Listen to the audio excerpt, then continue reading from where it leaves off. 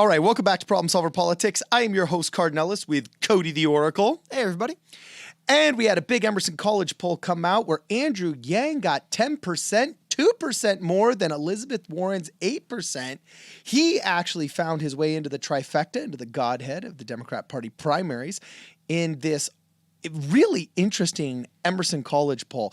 I actually wore my math hat today because we are going to dive into the math, into the stats, into the numbers about what this all means. What's it all mean, man? And really kind of see where what some are calling this outlier came from. So, Cody, could you tell us what's going on? Yeah. So I guess without getting too far into it, here we go. Emerson College Polling released a New Mexico Democratic primary poll among registered Democrat voters. I believe sample size about 447 people, and Andrew Yang found himself at 10%. So I believe it was one of his first. Not the first. I think he had 10% as well a while ago. But one of the first kind of big double-digit polling figures for Andrew Yang, which is really good. Now, of course, with any kind of, like you said, is this a sign of things to come or just a one-off thing? That's always the question with something like this. Like, is this Yang moving towards that double digits in the future? And why is it so different than the others we've Exactly. gotten? So I want to look at a couple things here. First of all, first thing that jumps off the page at me right away. Let me see if I can get a slightly bigger image for you guys and see a little bit better. The first thing that jumps off the page about me right away is you'll notice that someone else at the far right side is 10%. That is ridiculous. It's ridiculously high. Ridiculously high. It's usually 3 to 5%. Oh yeah, I mean, even I would say with Emerson in general, I pulled it up. The last three Emerson polls before this were at 3%, 3%, and 2% respectively.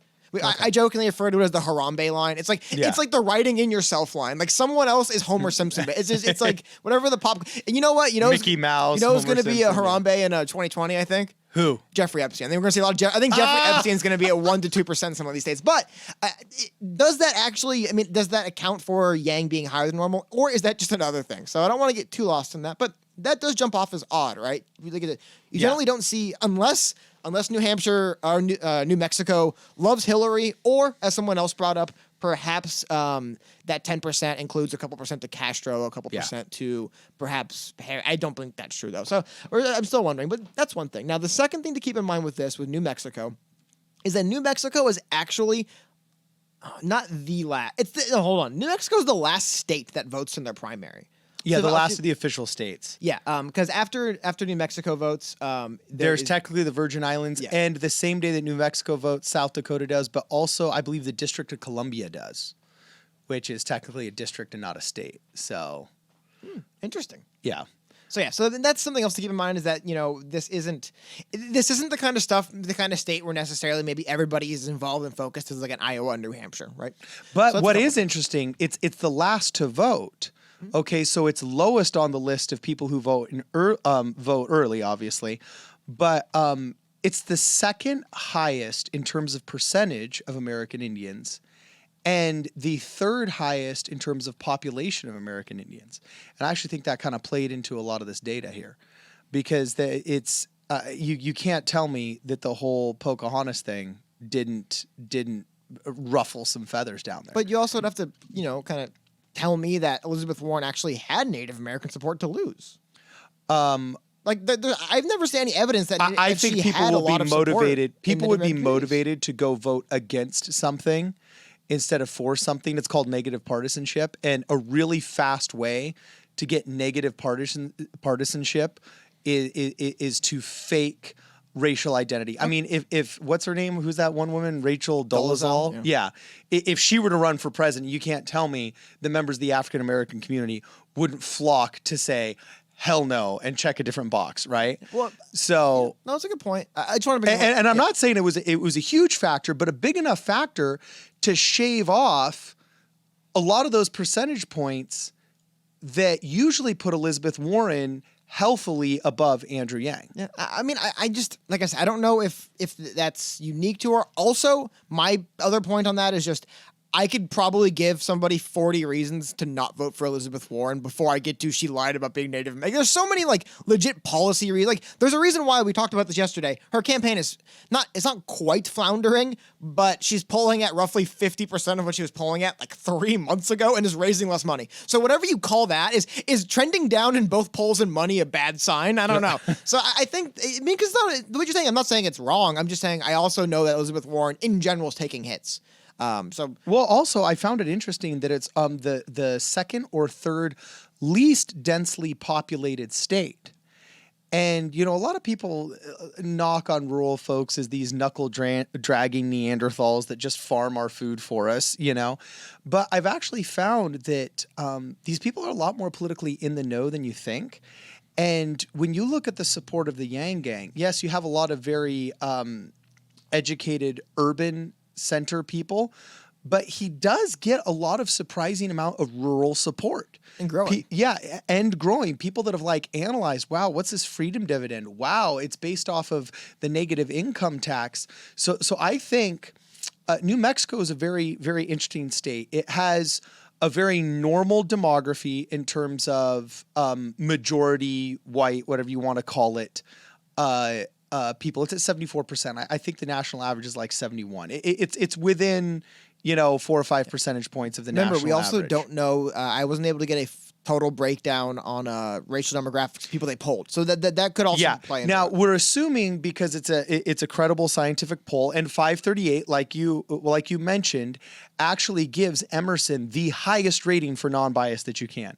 They literally have a 0.0 bias rating. Let's see. So it's on screen right now if you want to look at it. So I pulled up on the screen. This is the 538 thing, and I'll show you guys in a second. So right here, we see Emerson College. The one thing they don't do live caller with cell phones, so one thing you don't have. However, they've analyzed 142 of their polls, and they have a 538 grade of an A, and then I'll move it over. They have something here called the mean reverted bias, and Emerson polling is the only one in the top 50 or whatever that has a mean reported bias of literally 0. Yeah. You'll see some R. Actually, sorry, it's R plus 0.0, whatever that means. You look at some, but some of these are pretty significant, I think. Where is it? I mean, some of them are like 3 or 4 percentage points. Yeah, well, University of Cincinnati, Ohio is R plus 1.4. And then this is interesting. Fox News, Beacon Research, and Shaw Research is D plus 1.5. So again, there are politically biased polls. Emerson just apparently ain't one of them. So that's another interesting thing. So you would assume that in order to get such high ratings from 538 and high enough ratings that you're part of the political lexicon, okay,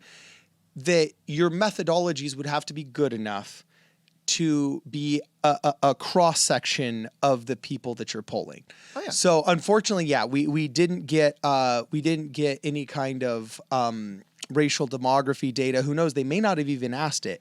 But one would have to assume that it's decent enough for us to continue this argument under the assumption that it's okay. Now, I know that's a very unscientific thing to say, but I'm missing the math now. Now I feel like we've gone past the math. Yeah, that's actually fair to say we've gone past the math. But it's okay to say we don't know. And they had a sample size large enough to be pretty confident that they've included everybody. If you're doing any kind of randomization with 500 people, you're going to get, if there's only 5 major demographics in the state, you're most likely going to hit all 5. Yeah. Well, also, and so, just the one thing I want to mention as well with this Emerson, because the sample size is about 447 people. We've been critical of sample sizes plenty of times here in the past. I will just say for Emerson polling, that's about par for the course. I've seen some polls. Yeah, I've seen some nationals at like 550. A lot of their early states are below 500 at like 3. So the sample size here for Emerson polling is roughly average. So the sample size isn't crazy. New Mexico is a state, like I said, interesting because it votes so late. So another side effect of being functionally one of the last states to vote, you're not going to get people campaigning in your state, which actually is one of the fascinating things about Yang's 10%. It's not like he's pounding the pavement in Iowa and New Hampshire, struggling to break 6. I don't even know if he's been to New Mexico. Maybe once on a trip through Nevada. Well, I think that's also why this someone else might be so high. Oh, yeah. I think that's why this someone else might be so high because, like here in California, for example, nobody campaigns for us. They make duty stops. You have to come through Los Angeles if you're a Democrat on your way to Sacramento, on your way to San Francisco, before you go to the real states that actually matter to hold your big rally and accept your checks and everything. But you're not getting into the nitty-gritty of local policy and how it's going to affect California and making promises about how you're going to make Californians' lives better. That's one of the problems with our Democrat Party single-party rule that we have here in California is we're so in the bag for the Democrats. They don't have to compete for our votes, so they don't even really bother being here except for to pick up fundraising checks and hold rallies. So New Mexico seems to be a little bit in the same boat in the sense that it's neglected as an early voting state, so a lot of energy isn't put into it. But you will notice that because we're kind of like one of those neglected states, most people that are involved in politics in California are involved because they're early adopters. They pay attention to this stuff. They're enthusiasts, okay?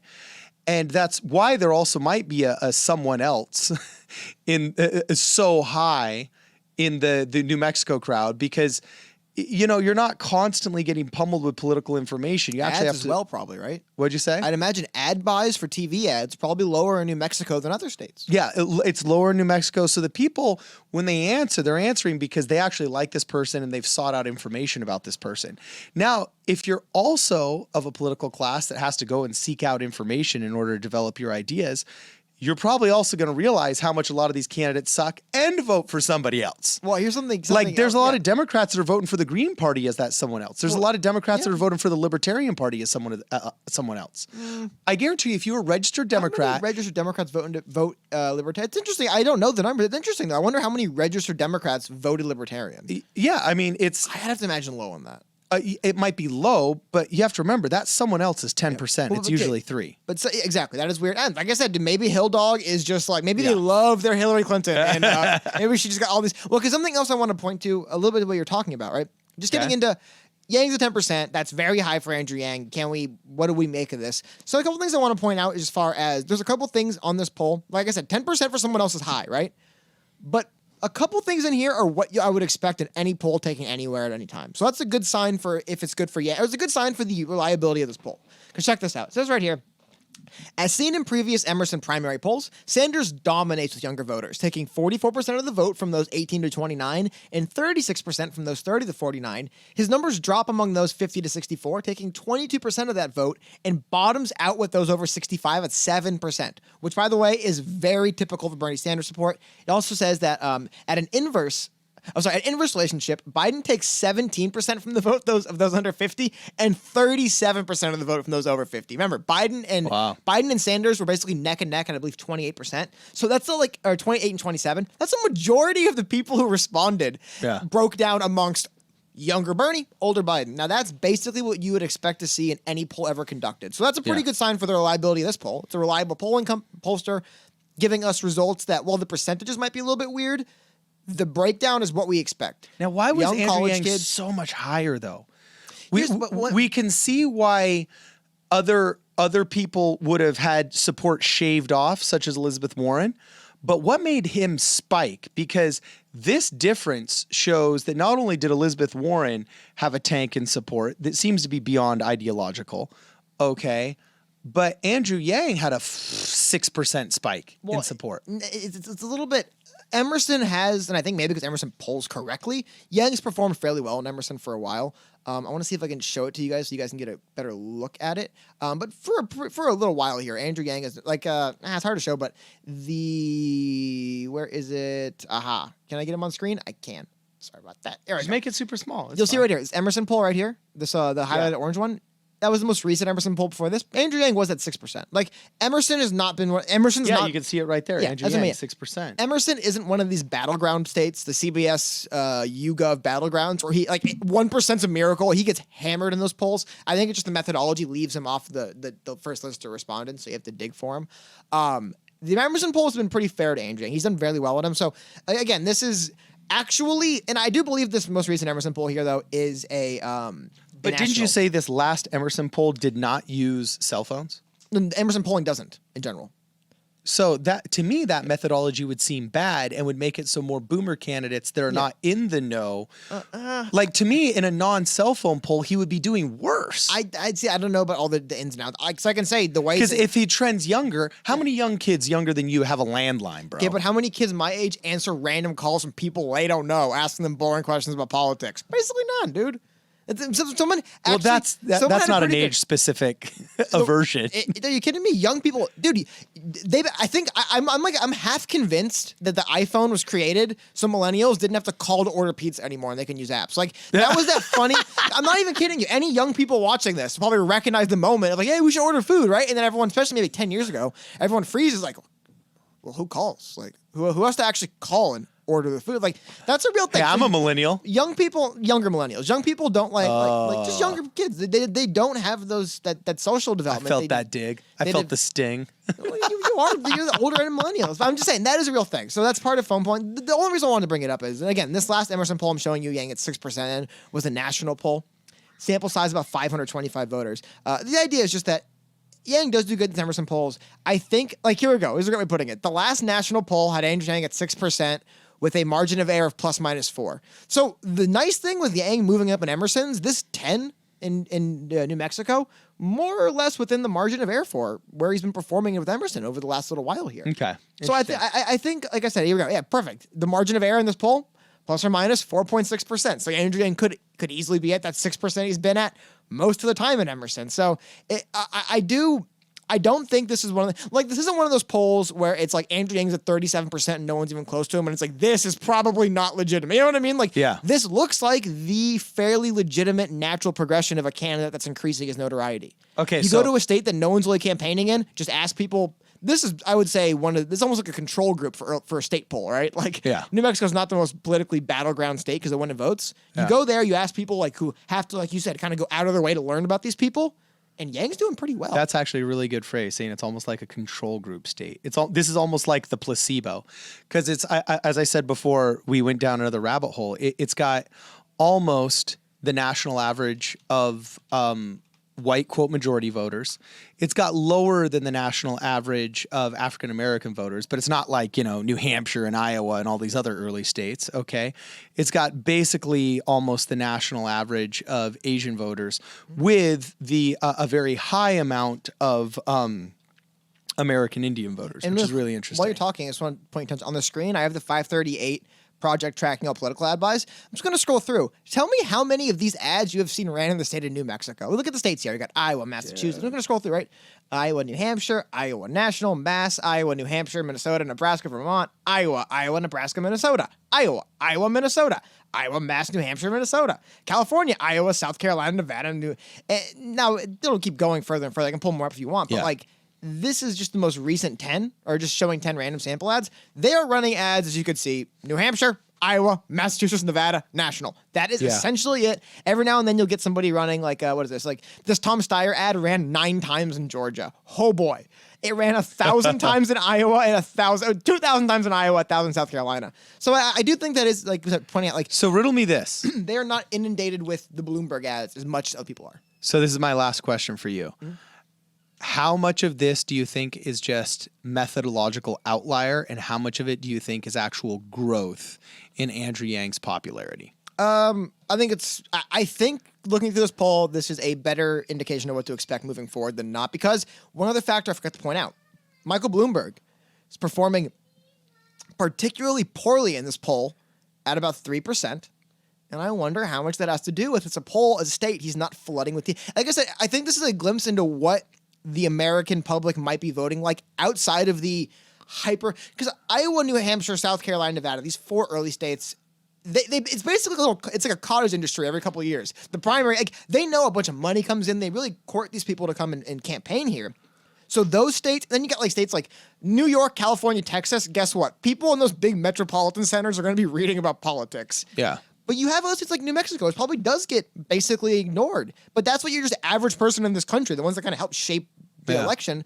The voters that you don't hear from till election day are probably these voters.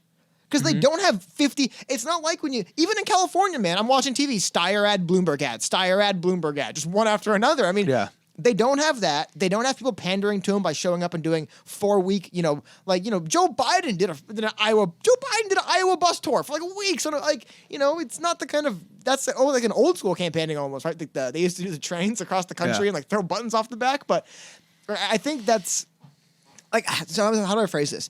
I don't necessarily think it's an outlier in the fact that Yang isn't is not polling at that level. I think it's an outlier in the fact that a poll from New Mexico, you are omitting the kind of circus elements of it. The circus doesn't go to New Mexico as often as the circus go to other states because New Mexico, not a ton of delegates and not a ton of blanking on the word. You're not going to win an election because of New Mexico, more or less. And for the primary, you go there very late in the cycle. So, like, it's not a state of focus, but this is kind of what I think this is what we can expect from people that are not caught up in the 2020 Democratic primary circus.